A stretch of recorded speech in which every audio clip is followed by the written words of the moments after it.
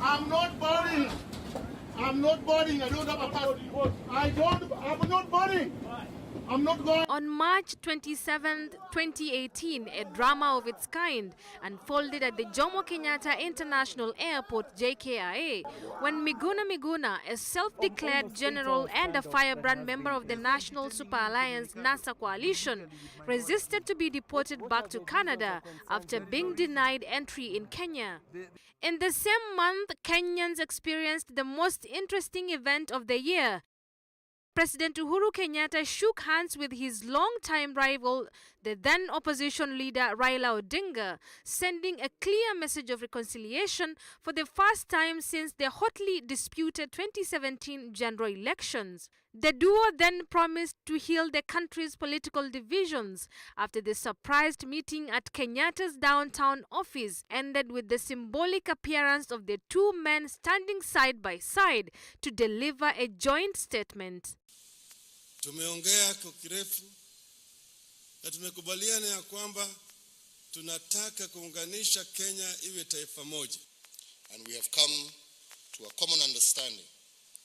An understanding that this country of Kenya is greater than any one individual. The move was to help the country overcome deep and long-standing ethnic and political divides. As Kenya and China enjoy collateral relationship, a Chinese national who was captured on video insulting Kenyans and the president was deported. Again, this is all the Kenyans. Even Uhuru Kenyatta.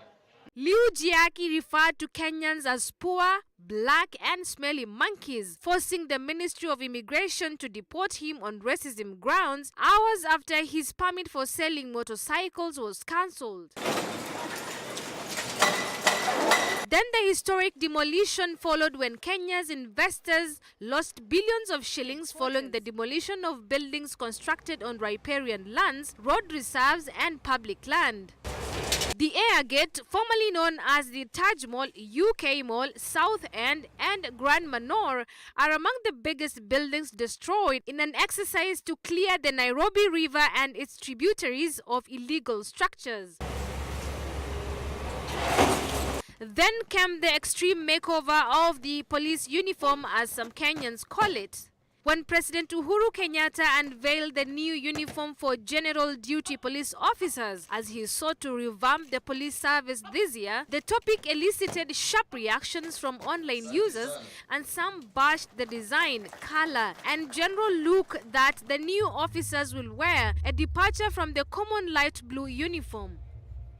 Switching gears to air travel, the leading African airline Kenya Airways unveiled its first ever non-stop direct flight from Nairobi to New York, becoming the first airline company to operate a direct non-stop flight between East Africa and the US. Kenya Airways' entry into the US skies is marked as a milestone development to the East African tourist portfolio, with expectations to attract more American tourists to the region. In the same year, the US First Lady Melania Trump visited Kenya on her solo trip to Africa to promote health and education.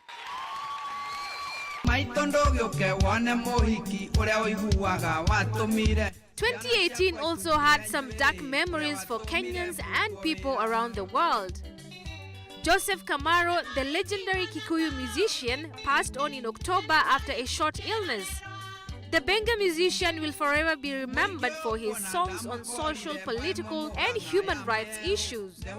And finally, United Nations flags were lowered to half-mast at the UN headquarters in Geneva and at UN agencies when former UN Secretary General Kofi Annan passed on in August 2018 in Switzerland. The Nobel Peace Prize winner was an outstanding statesman, a remarkable diplomat, and an inspiring leader as described by his successor, UN Secretary General Antonio Guterres.